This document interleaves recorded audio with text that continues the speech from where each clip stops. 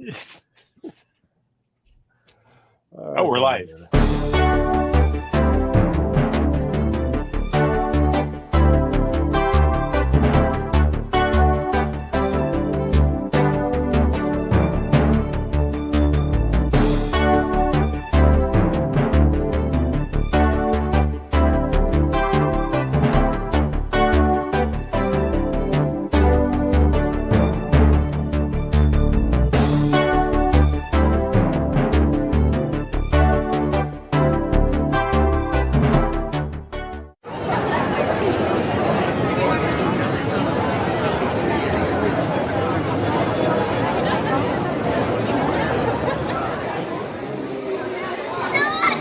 It's on! Happy Monday, everyone, and welcome to the weekly... No, I'm doing Disney Trivia Live. It must be Monday. Wednesday. You're not doing Disney Trivia Live. That's an excellent point, Mike, which I don't do on Mondays. Let's start over. Happy Wednesday, everyone, and welcome to another edition of Disney Parks Talk Live, which is normally on Monday, today on Wednesday, never on Tuesday, and except sometimes.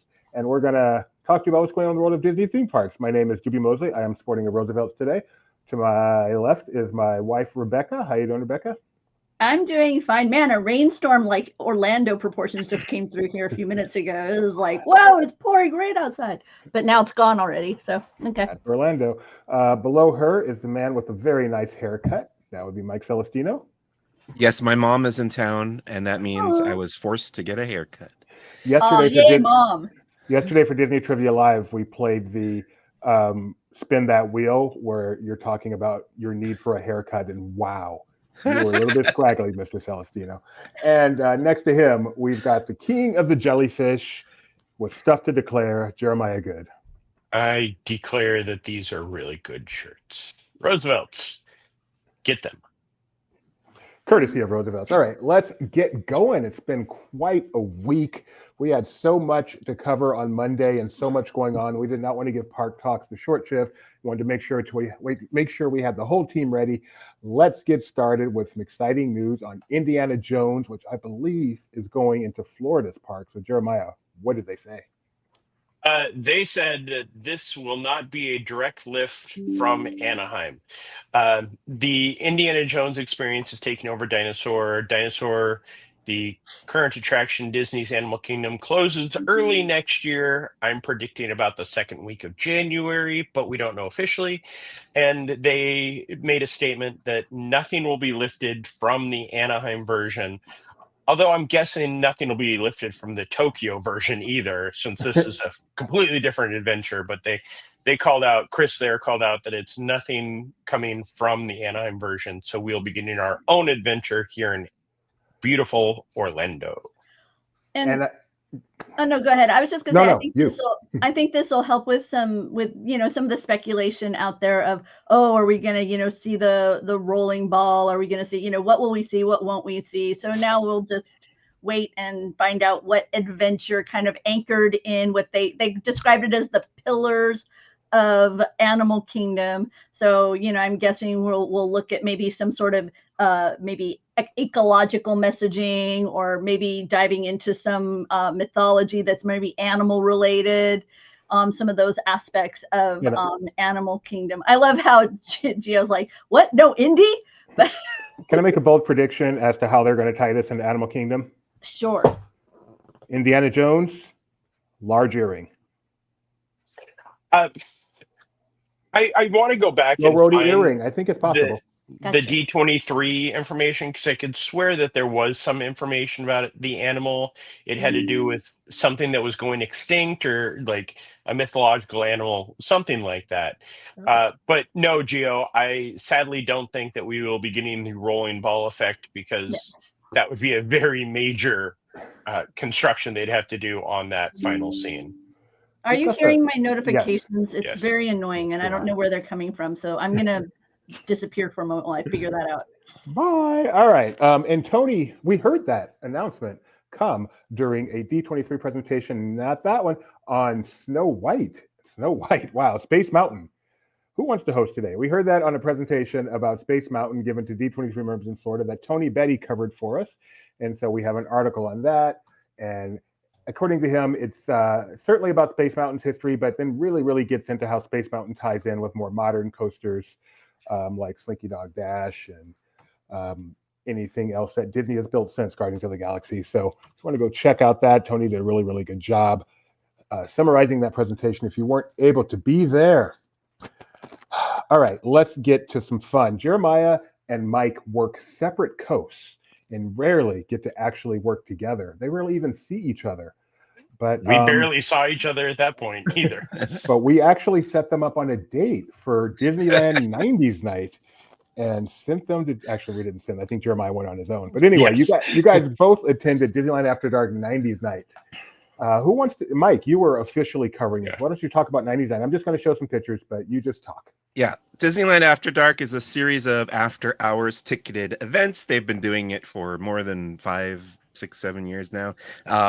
And it's a bunch of fun, rare characters and photo ops. This one was themed to 90s night, which they had done once before, I believe, back just very pre-pandemic, like immediately before the pandemic happened. We had 90s night. And there was the whole Disney afternoon section at the Fantasyland Theater, where you had all your DuckTales, your Darkwing Duck characters. There's a Gizmo Duck photo op, the Gummy Bears. That was my favorite when I was really young. Is that pretty much what the event was photo ops? A lot of photo ops, a lot of characters. There was some entertainment. We had there was a dance show on the bridge above the entrance to Pirates of the Caribbean. There was what were the other shows? A parade. The parade celebrated all the different parades that would have been temporarily at Disneyland in the 90s, such as the Aladdin something and a Lion King something. That was the era. That was the era. Man. Did you say the Lion King something? Yeah, you said the Aladdin something also. The Lion King celebration, Aladdin musical caravan. Come on, Hercules. So awesome. They did the Hercules one and Hercules Mulan. Victory Parade and a salute. Mulan Parade, as they call it. As well. Yeah. How fun! They also had some cool entertainment over the near Pirates, right? Yeah. So it was called the 80s. No, not 80s anything. 90s mashup, mix 'em up dance party. No, it's not. It was rough to watch. I will tell you from experience. Every single person in this show was not born in the 90s. What? Can you just scroll over that so I can see what the title actually was? It says 90s Rad 90s Review. Yeah. I was way off. You're so far off. I was wondering if I had the wrong video. It was a mashup, though. A mashup of all sorts of 90s songs that you would recognize. Let's risk it for a few seconds. But it wasn't only Disney. Okay, let's go so ahead. that was Eye to Eye. It reminds us that all we need is one wish to guide us to that wonderful someday. Please. Oh, that's like the Disney Mania version or something of that. Yes. Song. It's the credit version of that, yes. But they had ribbon dancers. I feel it too. And no matter what I do. What were we watching yesterday where people were talking about, my mom raised me on classic TV. We watched all the old stuff. No, I'm pretty sure it was movies. Classic movies. Oh yeah, we watched all the old classic romantic comedies like Wedding Singer. Wedding Singer and You've Got Mail. Julia Roberts. Yeah, You've Got Mail and Pretty Woman. Pretty Woman is what I'm trying to think of, and I'm like, and I was just like, never felt so old. No, there's nothing about any of those titles that is classic Hollywood rom-com. I'm sorry. They also did karaoke in the Golden Horseshoe Saloon. It was all 90s themed karaoke, and I know that I wrote up the article, which is why I know this, but I wasn't there when it happened. But Susan Egan from Hercules and the Broadway version of Beauty and the Beast performed a song during that. Yeah. That was cool. And Bill Farmer was also at the event that night, and he was sharing images on his socials. And I guess at some point Disney also kind of gathered up the two of them and shared that on Instagram. So and gave them both disposable cameras and showed their pictures. Jeremiah, what was your experience at 90s Night? I was going mostly just to have fun, and I ran into Mike a couple of times, but the overall experience was lots of fun. It wasn't as good as the first one. I only say that because the first one was so much fun. They had a fireworks show. They had more characters out. This was great. They found better ways to have the characters. Indy was a great interaction. I was looking forward to the karaoke, but we walked in there and was probably in there for about 5 seconds. I don't remember what the person was singing, but it was just if you went to a karaoke bar, but in the Golden Horseshoe. It was any song you wanted to hear, any song they wanted to do, no Disney, so it was kind of, if you enjoy karaoke bars with your friends, it's a great place to hang out. Sadly, I miss Susan also. Yeah, that was quite a surprise. I saw reports that the merchandise went quickly. Was that your guys' experience, or did you even look at the merchandise? Just kind of curious. Well, Mike saw the first. I went in right as it opened, so I got pictures of all the merch as soon as it was in the Starcade in Tomorrowland where they were selling the merchandise, and they still had everything. But I think Jeremiah had a different experience. Yeah, I went in there probably around midnight or so, actually 11:30. They had a beautiful rack with the only things that were left were like the pen and the tumbler. Mm-hmm. That was just cleaned off. Mm-hmm. So they definitely had limited merchandise for each of the events, because I know the next time they had the same merchandise out. Yeah, it looked like the tweets I started seeing regarding that were maybe an hour and a half into the event. So, wow, that's not even enough time to get to see your first character. That's very sad. All right, so moving on from 90s Night, we're going to make a cool transition from Disneyland to Disney World, even though we're going to go right back to Disneyland. And that is with the Disneyland Band, who for the first time ever apparently made an appearance at Walt Disney World, which is kind of cool. I don't know why. Anybody know why they were there? What was behind this? Vacation. They just all wanted to go. The entire band decided to go on vacation together to Walt Disney World. So they got reservations. Here's a quick clip from that.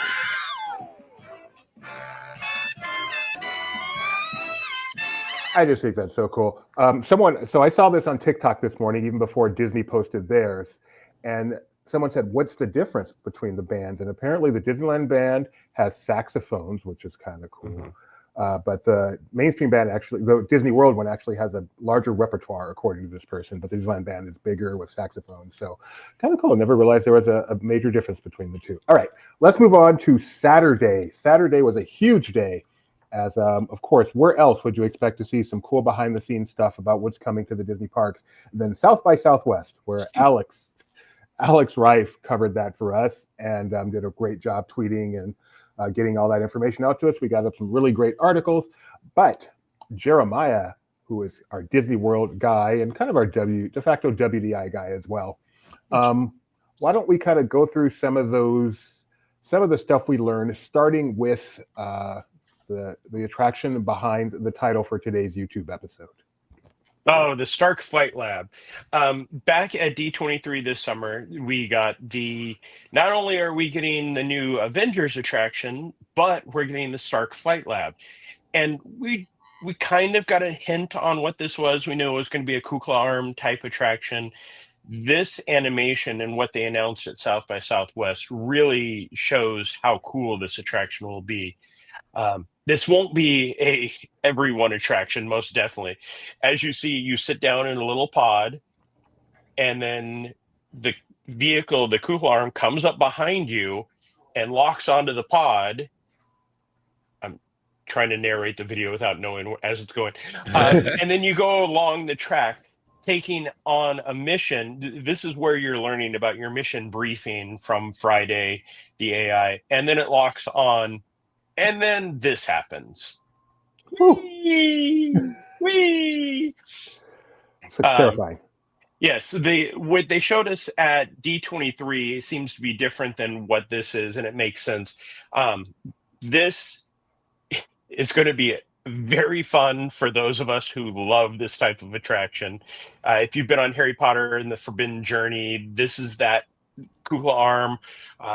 Just it'll pick you guys up, flip you around.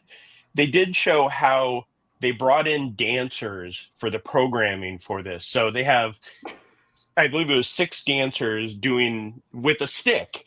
So you watch as that moves along, how they'll all go in rhythm. So those of you who don't want to ride it can sit off and it'll still be very entertaining to watch. And this will be going behind where right now the shop is in Avengers Campus. When they expand that out for the Avengers attraction, this will be underneath that. So it will, I think they said it doubles the size of Avengers Campus, and this is one of the 2 attractions, but this one is the one they focused on because Robert Downey Jr., Dr. Doom himself was there talking about it. Who made a point of saying he loves working with WDI and would be happy to continue that relationship. And Rebecca, you mentioned something earlier about interesting for people who maybe aren't quite ready to ride this attraction, but still may get something out of it. Well, yeah, the way that they've described it is that it's going to be viewable. So it's not like, Harry Potter, the Kuka dynamic is, kind of off in the castle on the hill, where it seems like this is meant to be on display. So that way it provides a bit of kinetic energy to Avengers Campus has been the way they've talked about it. I'm excited by that because not enough Disney attractions, I think, for me at least, I feel like so often they are in a big building, Guardians and I mean, I get it, weather elements, yada, yada, but I miss kind of, places like Disneyland's Tomorrowland where you walked in and it was just like layer upon layer of kinetic energy. I was expecting it with Galaxy's Edge. We didn't get it there. So I'm excited to see that element brought into Avengers Campus. There was nothing kinetic at Galaxy's Edge. Which they cut it early. Yeah, no, which shocked me. Good point, Gio. Yeah, another place where you could actually watch the Kukas in action was the Sum of All Thrills and Innoventions at Walt Disney World. I'll be honest, with these kinds of dynamics, I keep hoping that we'll have attractions where you're able to answer a few questions. You know how you have that survey on the beginning of Spaceship Earth, and then at the end you have the little movie? I want an attraction where I have a little survey like that at the beginning, and then they give me an attraction that's more or less thrilling depending on, what I indicated. Like Horizons. No, there was no thrill. Majority rules. I mean, if you're afraid of water and you got space, then I love the idea that grandma and person who's not very big can ride on the exact same ride as the person behind them, and their experience is like, oh, that was a lovely jaunt through the countryside, whereas the person behind them went on this mad dash adventure through the countryside. Well, especially with this having different missions, as Jeremiah pointed out, that this isn't the same experience every time. It would be nice if you could choose to go on a mission that was just a little less thrilling. It'd be fun. Cool. What did you think of this, Mike? This is coming into your backyard. What did you think seeing all this? Yeah, I think it's neat that they're adding another more like you said, more kinetic, viewable ride to Avengers Campus. This is not really my type of attraction that I get super excited about, but I've been on obviously Harry Potter, and there's a similar thing at Legoland in California that's just the arm. It's stationary. It doesn't move along a track, but the arm kind of flips you around, and you can actually on that ride you can select the intensity, like you were saying, Tuvi. So I don't know, maybe the multiple missions means you can actually pick your intensity level. Who knows? That would be fabulous. Yeah, I've not heard anything like that, but I'd love to see it. You can also see a Kuka arm. If you just want to see one of these arms in action, you can go to your local car factory, but you also can go ride the Seas with Nemo and Friends. And then what is the name of that fish in the dark? That's like the anglerfish. The anglerfish is actually something on a Kuka arm, and you can see it's very quick, precise movements, and that's what that is. These are the same devices that are used to build cars to very, very tight precision. Whew, I'm acting like I know what I'm talking about. All right, let's move on to, what did you call the name of this area now, Jeremiah? Frontierland. Frontierland. Oh, wait, you forgot to tell them these things. Wait, hold on. You forgot to tell the best use of the Kuka arm. What? Back at Universal Studios Tram Tour. Oh, no. When they had those Fast and the Furious dancing cars. Don't you remember? I never got to see them, unfortunately. Right? But yes, which gives you an idea of how strong these things are. The dancing cars that my son never saw it, but he did it all the time. Thank you, Gideon. Thank you. Yes, Frontierland. When you said that before the show, all I heard was Front Tireland. I did not get the connection to Frontier until this very moment. Very clever.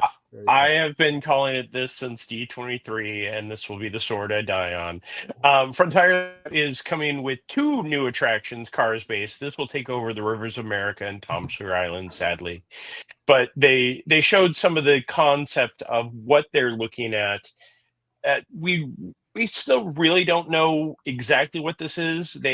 We know that it is not going to be a copy of Radiator Springs Racers from DCA, but it will be some type of not thrilling but fun, bouncy attraction where you're going through off-road obstacles. They set up a giant test track, not like the ride. And this is the model of the car that's going along that we see is just a slot car. So we don't know what it'll look like. And these cars, from what I've gathered, these cars will be more the cars you see along the track. And then if you watch we call it Imagineering, they show the actual dirt track that they set up, that they want guests to understand this is going to be an off-road experience. This is it. Yeah. Arizona. It looks like a really fun adventure. Speeds, measurements, and terrain.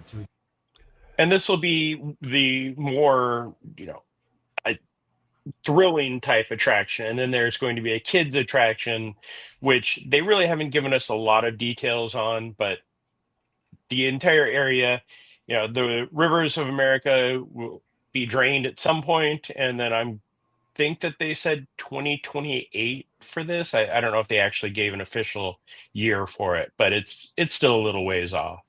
Seeing these pictures gave me some hope because I'm a huge fan of Cars Road Trip in Paris, and so this kind of reminds me of that, and I've got some added excitement.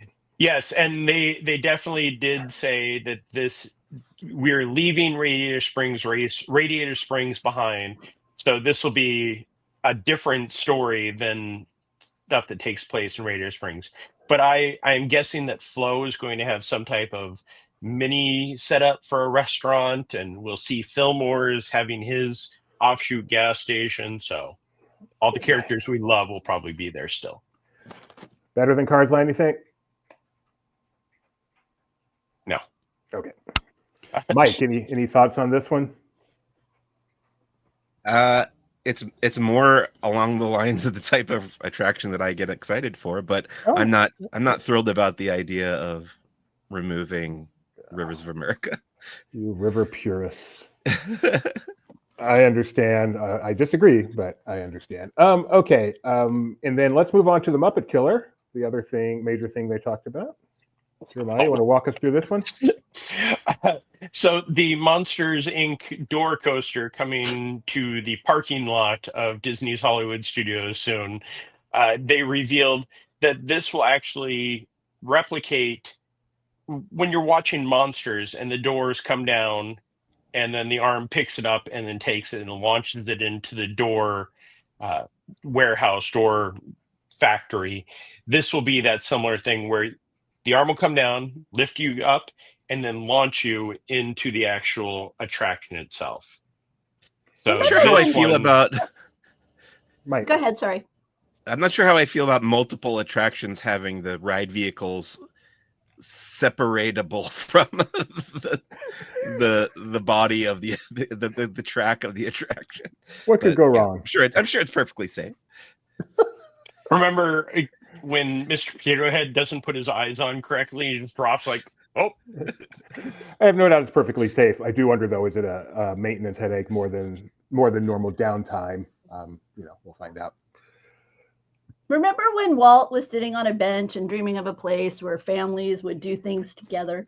And yes, I realize that it's funny because, he was sitting on a bench watching his daughters doing something. But no, the notion, I don't know. I just, every once in a while, I worry about the balance of delineated experience versus family experience. So it's clear, I think, that Kuka ride is going to be very intense.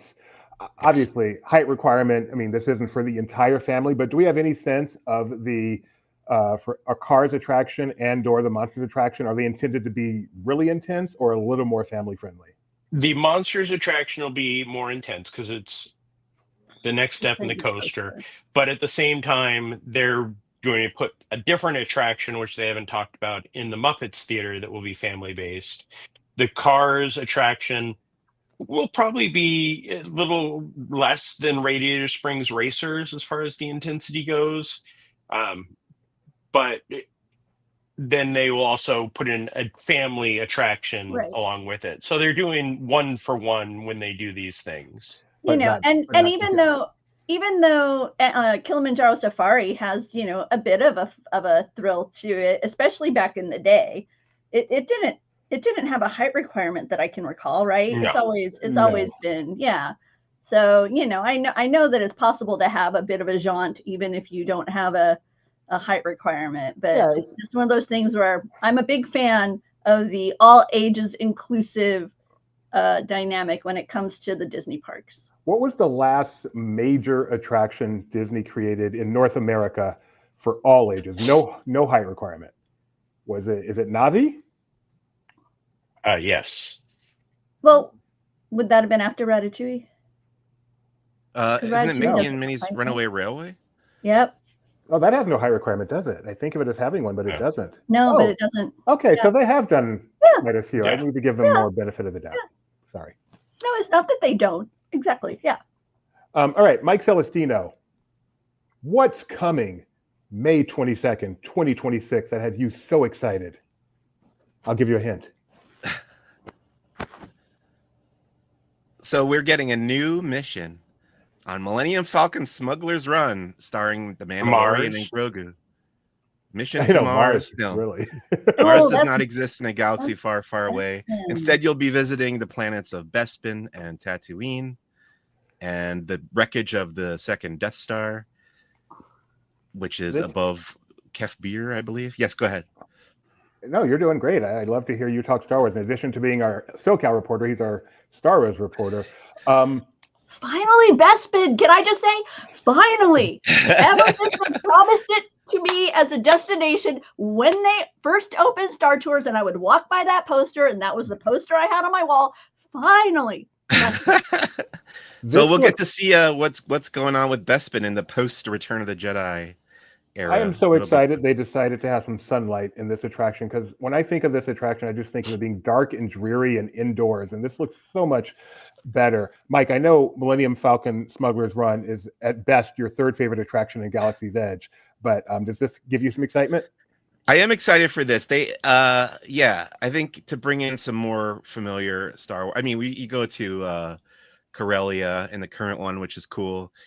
But yeah, I think people are into seeing some more familiar looking Star Wars locations. Also, like they still haven't announced the thing that my bold prediction that the entire land will be shifting timelines by then. But we'll see. They will. And then coming even sooner, Mike, sticking to the Star Wars, go for it. These are the BX series droids, I believe they're called, and they are coming to Walt Disney World, and they're coming to Disneyland Paris, and they are officially going to be making an appearance in the Mandalorian and Grogu movie coming out next summer. But we've already had them here in Disneyland, the original Disneyland at Galaxy's Edge. Very fun. Now do you have the video of Otto coming out on it? Let's see. Is that this one? I would really like to make this happen. See a evening. Here comes Otto on the BDX droid, fixing him as he walks out. Well, that looks like Jon Favreau there too. It is. It is Jon Favreau. Wow. Okay, so they're expanding the BDX droids and actually putting a Babu Frick relative on there, fixing it as he walks out. Thank you. And he talks So it brings a whole new experience.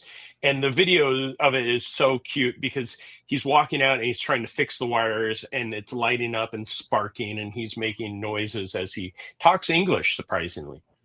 I would love to see Grogu walk past with the Mandalorian and try to reach out and squeeze the Anzellan as he does in the show. Oh, that'd be funny. Wait, is that Asa? In the middle? Yeah. I thought that was Jack Marius. That is a Key and Peele guy, isn't it? Oh, man. No. No? That's Asa. Is it Asa? Yeah. Right? Oh, now I have to write Benji. I believe it is. Right. Yeah. It's not. It looks like Asa to me. Our son's hero when he was a toddler, because he hosted the Imagineering series on DVD, and he got to meet him at. He used to pretend to be Asa. There you go. It's Asa. When we would go to places with a slide, Asa did a thing for those Imagineering DVDs talking about water parks and stuff, and Gideon would mimic exactly Asa's dialogue and how he crossed his arms before he went down the water slide. Gideon used to do that when he was little. Got to meet him at an expo years ago, and meant the world to Giddy. But and look at that, the director of Iron Man reunites with Iron Man. So, oh yeah, that's funny. Very cool. There you go. Yeah, this is a picture from. Let's get some credit here. Can I say I really want? You know how we went to the Peabody and they had the March of the Ducks at a certain time every day? You could go and everybody would line up and they would get all excited and elevator door would open and the little ducks would waddle out. I want that with these little droids. I want to have, they can be like pop up various times during the day, but I would love something that's like a moment, like you come and and you wait and then they process through like the Peabody. That's what they did at Disneyland. They would bring them through over to the little play area, or not the play area, the garage. I want it to.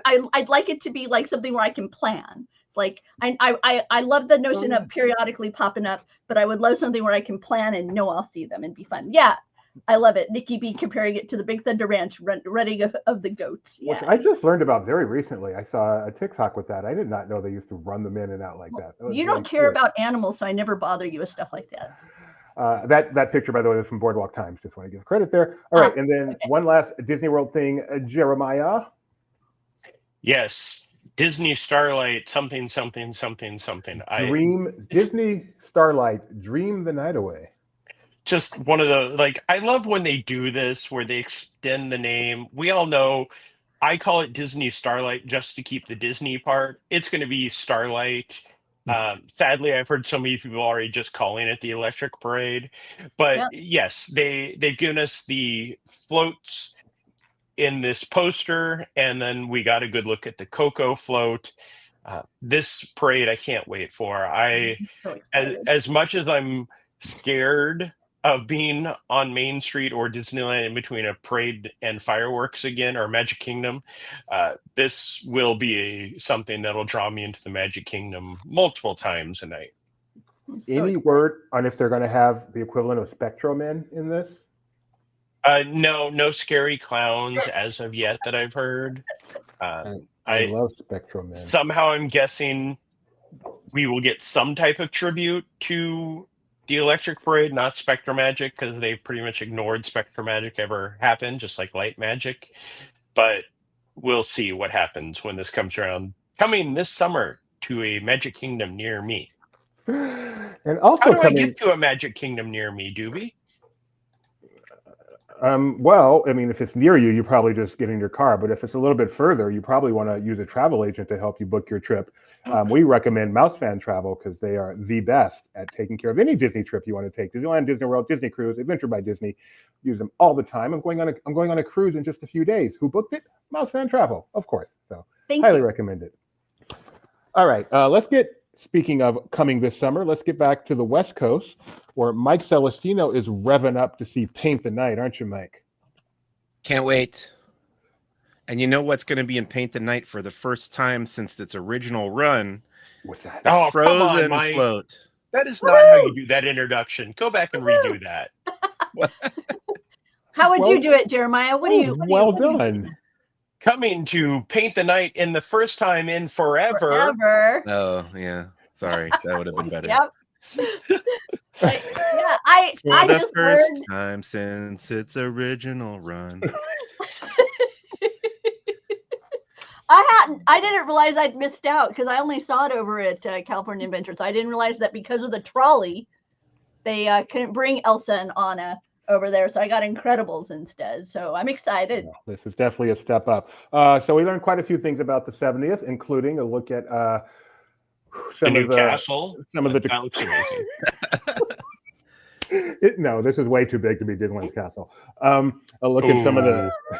There's also there's no way, no view physically possible where you can see the silhouette of Sleeping Beauty Castle from the.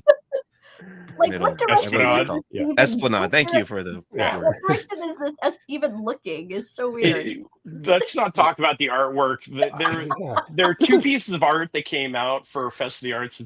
One is Disneyland that has Matterhorn, Sleeping Beauty Castle, Pixar Pal Around, and Grizzly River Run next to each other.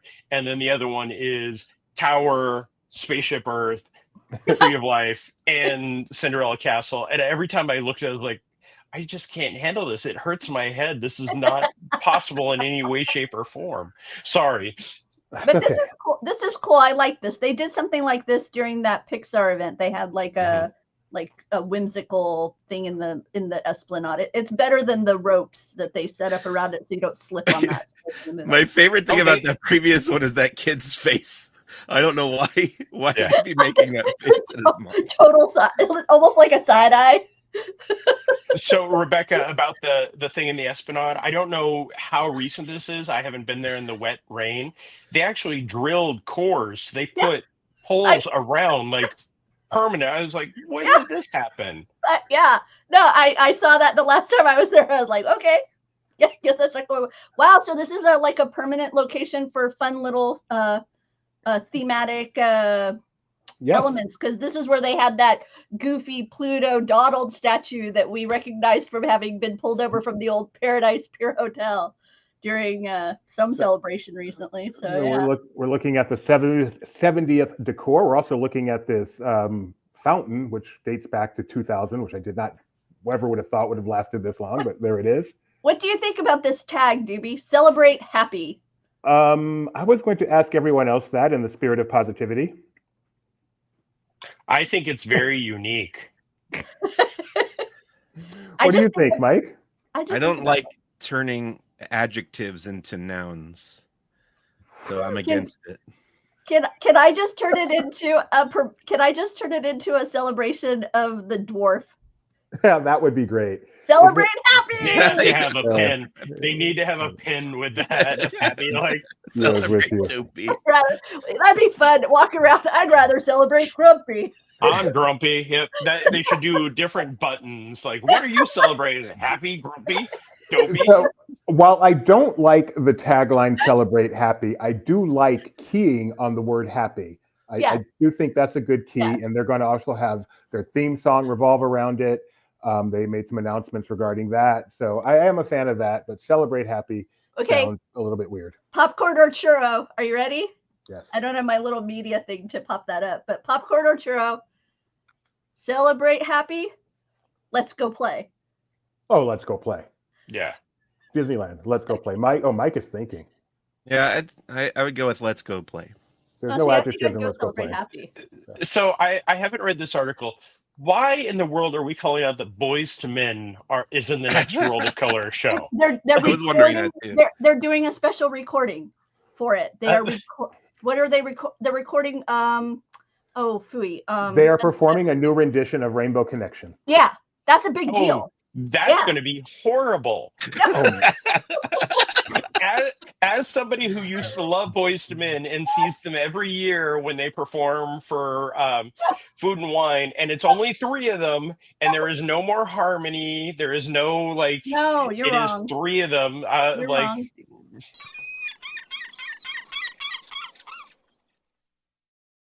Yeah, let me fly over them singing that, okay? No, I'm excited. I got excited about this. Oh man, Jeremiah raining on my parade. I got excited about that. Like I said, I love Boyz II Men. I have them on my playlist, the old stuff, but Anyway. them as the three of them is not. Yes, Motown Philly is absolutely one of the best songs. Anyway, they but I are am excited creating for this show. a new song for World of Color, a 70th anniversary edition, which you're looking at here, whether Jeremiah likes it or not. How about this, Jeremiah? What do you have to poo-poo on this? Duffy and Shelly May, Yeah. nothing. I love them, but I just hope that this is the upward swing of them, not, hey, we're going to try to revive them once again and watch them die horribly in the US after 3 months. So this is the Celebrate Happy Cavalcade, very creative name there, that's going to be performing on Main Street during the anniversary. Jeremiah, do you remember the Disney Bear? Yeah, the pre-Duffy. Do you remember Calvin E. Fornia? Nobody knows about that. Nobody knows about that. What was that? We went to a presentation a few months before DCA opening from the merchandise team and saying we are going to introduce this brand new character, not a merchandise item, a character called Calvin E. Fornia, Cal E. Fornia. And he has paws that are mouse ears. And apparently it got canceled, but the merchandise eventually came out as the Disney Bear. Google does not even know about Calvin E. Fornia. I don't know that it ever got mentioned other than it was a small private presentation way long time ago. This feels like something that the Disney fan community would latch on to, like the podcast, The Rides, or the Defunct Land. I know, Yeah. right? We were there. Yes, I need to drop Podcast in The a Ride. Like, hot tip. Doobie, you need to like contact the podcast The Ride and get on there with them. And then finally, we got an early look at some of the 70th anniversary merchandise. I know Mike can't wait to get that Gold Engineers hat. And, I like the colors they're using here, though. This is nice. Not I that completely one. agree. This hat, do you have to hold it on your head all day like that? Yes. I enjoy that Totally Mini art is coming back too. Yeah. I like the ears that have kind of that oil slick. That's what I call it. I call this palette the oil slick palette. It does have that look to it. Yep. All right. Do you wear your magic band that way? Or do you wear it where you can look at it? Where you look at it. No one wears it this way. This is crazy. I was going to show you mine where I have it on my keychain. Just like you're saying because she has it flipped like around. If I hold up my watch right now, it's going to be upside down. Right. See? No, that would be Doobie, can you zoom in on that magic band, by the way? No, but before I leave, I mean, I can, but it's not a big enough picture. Before I leave today, you'll be able to zoom in even like 200, 300%. It's coming. I just ran out of time. So that's all you got right now. Okay, let's get to the Flower and Garden Festival. Okay. Jeremiah. So Flower and Garden Festival kicked off last week. I sadly was out of town. Luke was there for us and did some great coverage. I decided, hey, I'm going to go there last night to take pictures of it in the dark. Thanks, Time Change, for dark being like 10 minutes before Luminous started. So please tell me you can zoom in on this one, because you can't look at this correctly until you zoom in on Figment's eyes. How about that? Yeah. Kooky. A little kooky. So to go along with this, yesterday they rolled out a new Pez line, which I don't think we're covering, but they have a Figment Pez dispenser that kind of has, as my friend called it, the crazy eyes. And then I looked closer at Figment in the center of World Celebration, and those are some crazy eyes. But they went through, they did all the topiaries are beautiful. They've definitely touched up some. My favorite addition, and they seem to have done this recently whenever they get a chance, is they went into Living with the Land, the attraction in the land, and put in princess homages that tie with the land. Beauty and the Beast, there's a table that has the book, and it's around some of the stuff that you would eat in a French meal. Tiana has her little display that she would use to make stuff for New Orleans. And then Rapunzel has the final room, and she even has hidden pascals in all the little areas. So it's not only just a cute little ride, it's now something you can enjoy experiencing and finding new and hidden things. That is very cool. I love that they did that. I love that they've decided that's an attraction that they can just update thematically. Yeah. Very fun to have something like that without it being any huge major thing. But it really works well there. I saw some stuff from the Beauty and the Beast and such. It really works well at Christmas. So anyway, here's more of Jeremiah's nighttime flower and garden pictures. I think you did a fantastic job. I love that you did this, Jeremiah. That one, go back to... I don't know how the lighting is supposed to be on this, but they have these butterfly projections, and it's either too bright on one side or completely dark. And I was trying to capture that Moana's the Heart of Tafiti and the oar light up, and Maui's hook lights up, but this was the picture. Like, there was no other lighting on this. It was just pretty much black and white. I'm just thinking how insulting that is to the final boss. It's what are you doing calling him the final boss? Well, speaking my of the goodness. final boss, no more walk to you. No. Where Kermit is in the dark and Piggy's lit.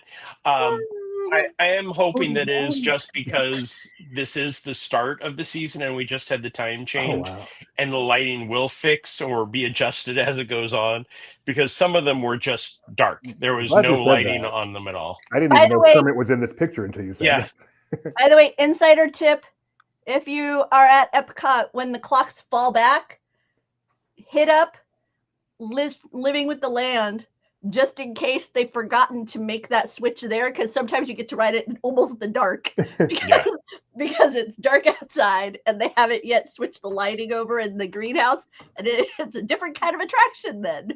The dwarfs are one of my favorite lit topiaries. Oh yeah. Oh. The lit light. Speaking of Living with the Land, didn't they make a major change to the first part of that attraction? This guy. We are. Let's celebrate happy. Yes. Don't get me started on that whole conversation. Major change. Go ahead and tell everyone. So, as I wrote it twice yesterday because I wanted to get the pictures of the princess. The first time going through, I noticed that they when you go into the different scenes, they put in some new crops next to the buffalo. Made it look a little bit pretty. But then the rooster that is on B. Jones that lives at 82 in the farm, that if you've ever eaten at why can't I think of the name? Garden Grill. Yes, the Good Turn restaurant, always in my head. You hear him crowing throughout the entire time. Previously, he's looked like a rooster, had some feathers on his tail feathers. Is the picture in random yours? Yes. Okay. Oh no, the Flickr one is somebody else's. The video was mine. I don't know if I actually the white one. Okay. Yes. So now it looks like a chicken, because it is just like the final boss in the dark. So there's no color on it. And yes, roosters can be all white. I learned that from Googling this, which I'm afraid of what my algorithm's going to have next.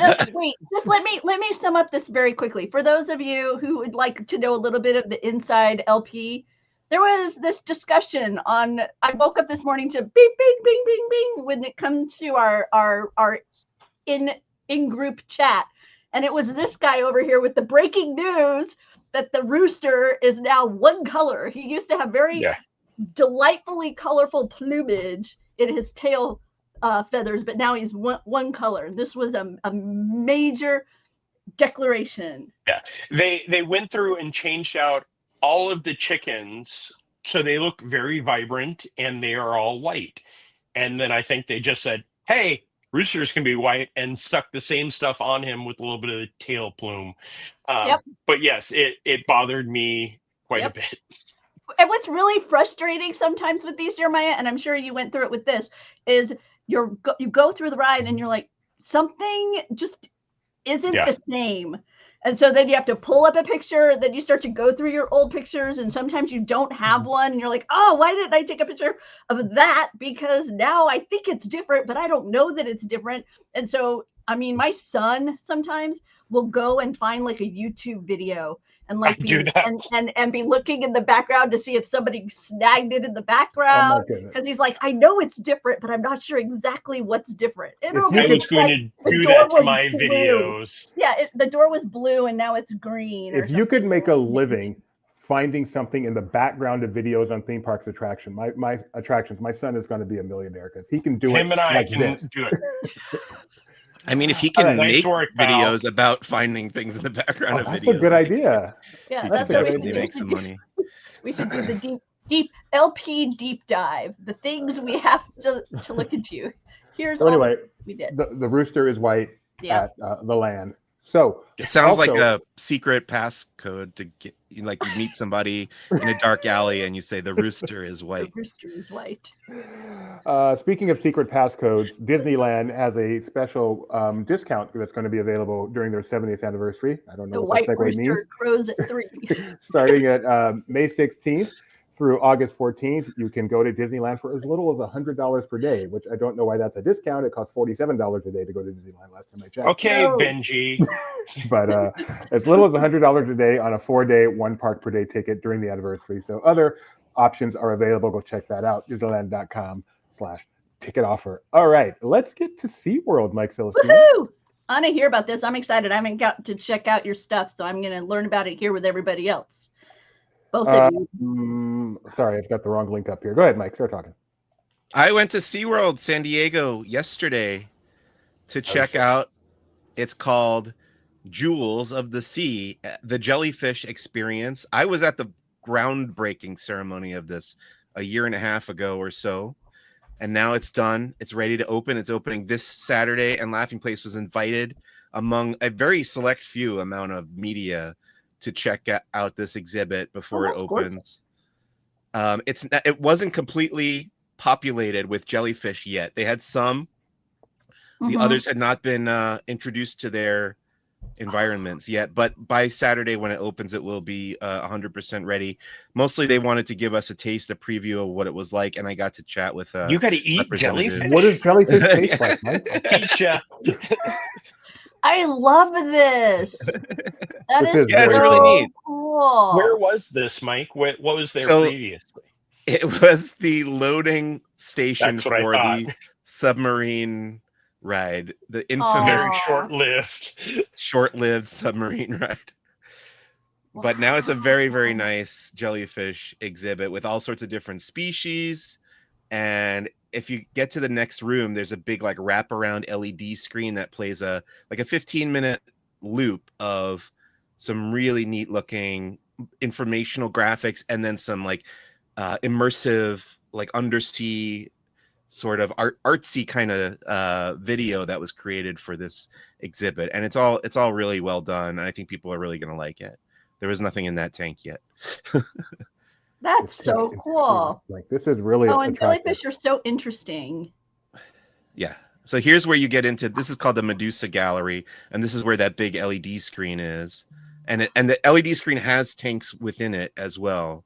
So this wow. The graphics will change and evolve as time goes on. Yeah. Oh, that is actually nice. Yeah, it's pretty nice. I'm loving this. Rebecca, remember the time we got to go to San Diego for a media event and we saw some nature in action? Yeah, we did. And cool. Yes, I do. Wow. Do you remember that time that we went to SeaWorld San Diego and they had a kookaburra and we realized it is a really loud bird? We did. I also remember when we went to a sing-along Christmas song. Is that what it was? Where they had the words printed for every song except for Feliz Navidad? Yep. There I am. Jingle bells, we have the words. Santa Claus coming to town, we have the word. Feliz Navidad, y'all know it. This is a nice exhibit. I'm cool. So this opens officially when, Mike? This Saturday, March 15th. And what's it called exactly? It's called Jewels of the Sea: The Jellyfish Experience. Very nice. Way to go, Oh, look, the lighting changes in the tanks and stuff. It's real cool. I love it. Yeah. Look, this is the screens are changing now too to a different display. Wow. Yeah, Okay, how this cool is that really is. neat. I guess that submarine ride's never coming back. I don't think so. But you And can see all the it's footage just- that I shot of it on the defunct land. Speaking of defunct land. I know. It's just a walkthrough, Mike. There's no like experience that will hold you. You can just stroll through at leisure. Good. It's a walkthrough. There's one tank in the beginning where you can go under the tank.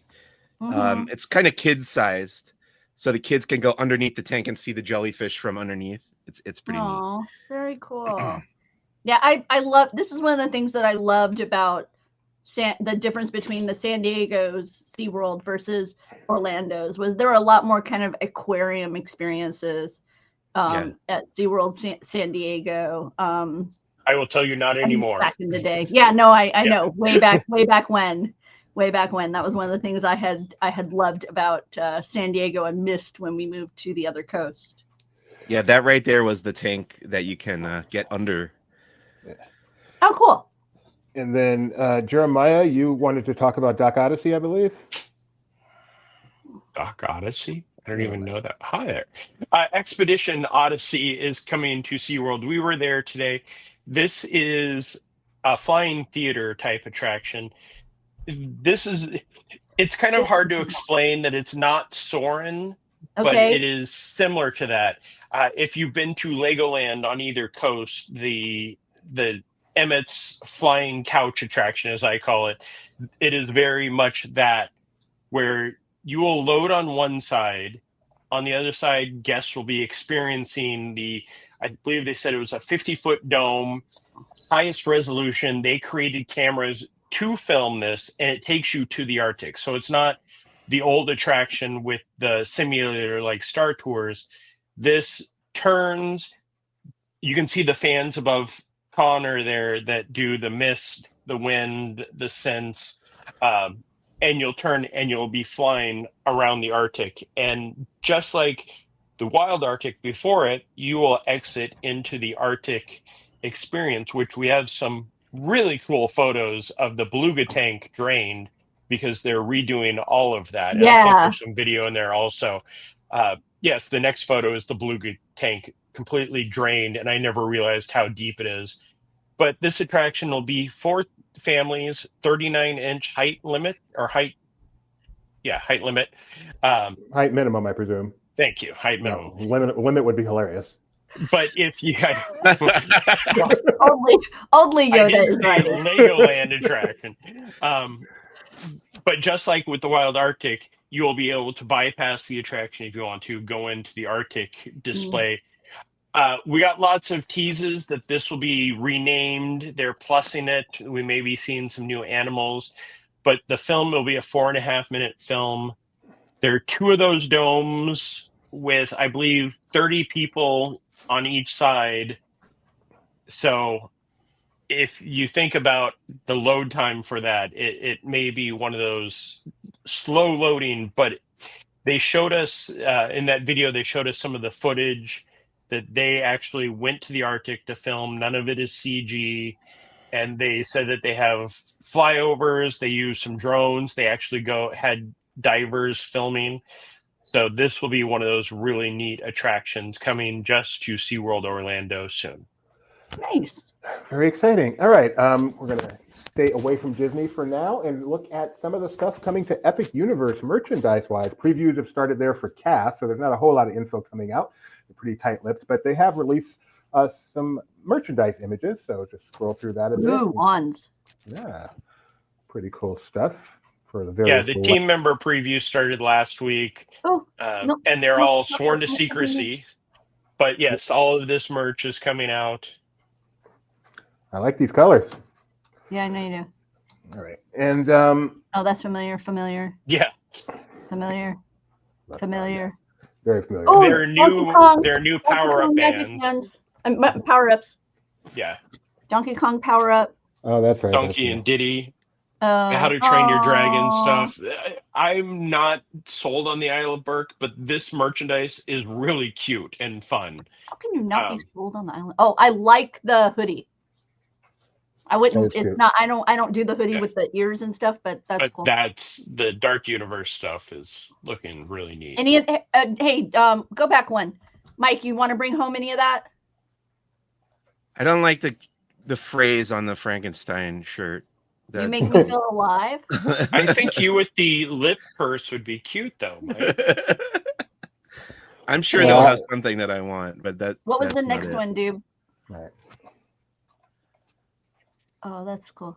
Wolfman. It's like a gimmicky like Valentine's Day card with Frankenstein on it. I am shocked that is what they went with. I'm really surprised too. I hate when they put cutesy phrases on merch like that, and for Dark Universe, that's surprising.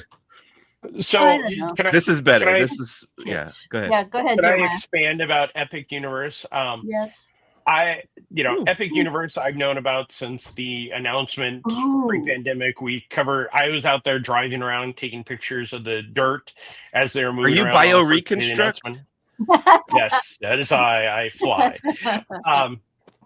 But I have also said that on the scene on my side, that the communication out to the general public of the world hasn't been as well as they could. We saw something at the Super Bowl, but that was one of the first nationwide commercials. And unless you're a theme park nerd or a local here, it's been kind of quiet. At City Walk at Universal Hollywood, they have an Epic Universe store, which is very strange. And I walked in and talked to the team member there, and I said, "Does anybody know what this is?" She said, "Not a person in all the time she's worked there has had any clue that this is a new theme park coming to Florida. Everybody gets excited thinking that there's a new Harry Potter land coming to Universal Hollywood." Wow. So I'm excited to see what happens in the next few months, because this opens up on May 22nd, and I will be there on opening day. But I know, looking at the ticket sales, and definitely go with MEI Travel, Mouse Fan Travel, because booking your trip to Universal's Orlando Resort right now can be a little bit tricky with the ticket system, where you have to have a multiple day and only one day for Epic Universe. And I'm glad you mentioned Mouse Fan Travel. They obviously specialize in Disney, but they actually do a ton of Universal as well, and they do all the cruise lines. I would say they specialize in that style of entertainment, not just Disney. So don't hesitate to use them if you want to go to Universal. They definitely have Universal experts over there who can help you plan that, as Jeremiah pointed out, very complicated trip, as perhaps the greatest theme park in America opens in 2 months. We'll see. Wow. I don't know. I'm gonna be in at Disneyland celebrating happy. No, so I would celebrating happy. You're just celebrate happy. I'm gonna celebrate. Do you think? Let me ask you real quick, both Mike and Jeremiah. Where do you think Epic Universe will rank on your personal list of Disney/Universal theme parks in America? I will say I have been very impressed with some of the stuff that Universal has done in recent years. When I first walked into Diagon Alley, my jaw fell on the floor. I didn't know what to expect there, and I was really kind of blown away by the amount of detail. So if it lives up to that, I'll be pretty impressed. But as far as like a ranking, I don't know. That'd be tough. Yeah, that's okay. Jeremiah, what do you think? Do you think it's going to live up to the lofty expectations you have? I think it's going to be an amazing park. I think there will be amazing aspects, and then just like with Islands of Adventure, there'll be some great parts, and there'll be some parts that people go, "I don't understand why they did this." But you look at Animal Kingdom when it opened, it had 2 real attractions, 3 real attractions. This is opening with, I think we counted 11. And if it starts to rain or there's a storm, it goes down to 3 attractions that can be done in Central Florida in the summer when it rains every day, around 2 to 3 to 5. There's always an interesting conflict between the park at its best and the park in actual operation. So we will see. what happens, especially with Universal, which their reputation for long-term maintenance is not necessarily the best. Okay, before we close out today, I do think we all need to take a moment to say our final goodbyes to one of the classics. Let us get from each of you your favorite memory. As I realize, I don't even know exactly what it's called. Fast and the Furious from Universal Studios Hollywood, which is no more. Fast and the Furious Supercharged has said goodbye. Universal Studios Hollywood. Let's hear some reminiscing, Jeremiah. So as everybody knows, I worked on the studio tour when this debuted however many years ago. I was lucky enough to be there when they did the entire storyline through the entire studio tour. So you had 45 minutes to an hour buildup of the final boss talking about a car and FBI agents calling in saying they're seeing Toretto's car hidden, and they hid cars around the back lot. And then you get to the final attraction and you just kind of go, okay, this is how much this attraction meant to me. I was there on the last day. I went over to Universal on the last day of operation, and I did not go on the tram. How excited these people are. I mean, they are on the last ride. Okay. Yes, I can tell you from being in the park and the people that were waiting, they had a designated queue for the last ride of this, and apparently they were doing the narration for this attraction when they were in Kong at times. So we all represent the awesome. extra nerdy Disney theme park people. To wait for the final ride of this as an exciting moment, like not to be, not to make fun of it, not to Rocky Horror it, which I totally would have done.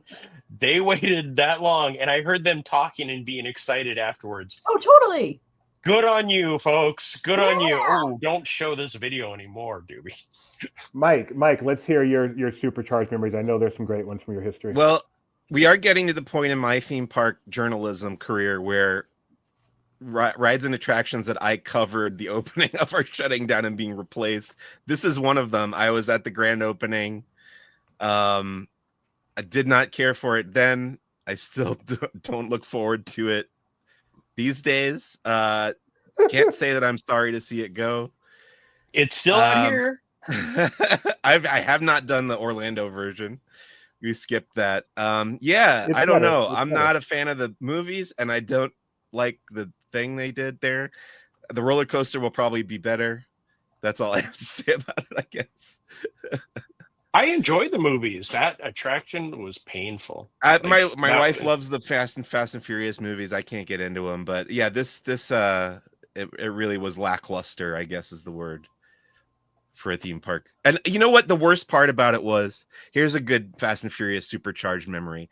The advertising campaign for this was incredibly deceptive, and it made it look like it was its own ride. And I know that a lot of people went to Universal Studios Hollywood expecting its own, an individual Fast and Furious attraction, not just part of the studio tour. And even as part of the studio tour, it's not great. Oh, it would have been much better as its own ride, because that way you could skip it when you took the studio tour. Right. Yeah. So to quote, I believe it was the park manager at one of the cons out here. He said that he regretted green lighting the attraction out here because he hadn't seen the attraction on the tram tour before they greenlit it. And I'm guessing whatever is ending up going in that attraction, since it'll fit perfectly in the attraction here, will probably come over here very quickly. Rebecca, do you have any positive memories about this segment?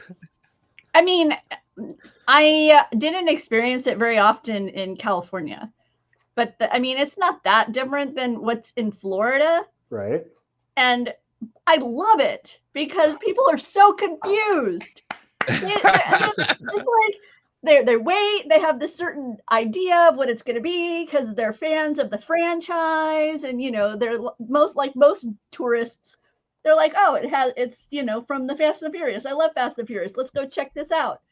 And then they get in there and seriously, I feel like everybody walks off that attraction going, what did I just do? And do you remember that time we were on it with the family who are laughing, like they were just having the best time. They were just eating up everything about it, just having fun with it. I mean, it's not that the ride itself was great, but like all the pieces put together, they just had such a good time with it. They were having fun. So they probably enjoyed Jimmy Fallon also. Well, no, I understand that as far as these kinds of experiences go, where they kind of immerse you into something. Hang on. No, you're... Okay. I have a fan, I think, trying to get me to say something about it. I don't even know what you're talking about. Oh, we're talking about Fast and Furious. So I felt like that's why you were jumping in on the on the stream. No, okay. I was jumping in because I was... Okay. I'll tell you later. Okay. Nikki B is asking if it's so bad it's good. Nope. Nope. It's so bad it's bad. Superstar Limo, that next comment. Superstar Limo was so bad it was good. That was, you could make fun of that. This one is just no. Both of us are like being distracted. Sorry, everybody. You know what? We should give out, if we ever do award, does Laughing Place still do the awards at the end of the year or whatever? The oddies, sometimes, yeah. Yeah. Worst acting in a pre-show, because I feel like there's so many great run. You know how long it took me to iron this shirt? Wait a minute. I love that idea. All right. Before we go, one last thing I wanted to show. Who dialed it in more? Who phoned it in more? That's what we'll do. Oh wow. See, evidence exactly of my son's YouTube hunts. He has the Jaws sinking boat through the years, which just cracks me up. Wow. We're going to Japan next month, and that attraction is going to be closed. And tears did flow in the Mosley household. Wait a minute. I don't mean my son. I mean myself. When it's closing? Yeah, they changed the refurb. It's a refurbishment, and it had been reopening well before we got there. So there was much enthusiasm. And then about a week and a half ago, the whole timeline shifted, and it's now pretty much the entire time we're going, plus a little bit before and a little bit after. Yeah. Devastation. Well, that frees up a day of my trip to Japan. Yeah, devastation that it does in the do. Mosley house. Okay, folks, thanks for joining us today. We will be back, not sure when, but we will be doing this again at some point in the not too distant future. Can I make an announcement? Do we have time? Yes. Or you got to go? Oh, go for it. Please. Go for it. No, Go for it. Are you expecting, Mike? This is something I'm super excited about. There's a bar in Hollywood, California called Scum and Villainy Cantina. I've been hanging out there, my wife and I, and Cole, who you guys know, and his wife. We're on a trivia team there every week. We've been going for about a year and a half, and so this is the first time I'm saying this publicly. Next week, Wednesday, March 19th, I will be hosting and writing the trivia night for Scum and Villainy Cantina. 6 rounds, 10 questions each, 60 questions total. Anybody in Southern California that happens to be around and wants to come participate, it's free to play. Just enjoy some beverages or food. They'd serve food there while you're there. But yeah, would love to have it's geek culture. So it's geek pop culture trivia. Very, very excited. I've been trying to do this for a long time, and the owner is giving me the opportunity to try it out. Hopefully it will lead to me doing it more. But that's on my Monday big announcement. night. Wednesday night. Well, congratulations to the master of villainy right here, Mike Celestino. Thanks for joining us, everyone. We will see you next time. Bye-bye.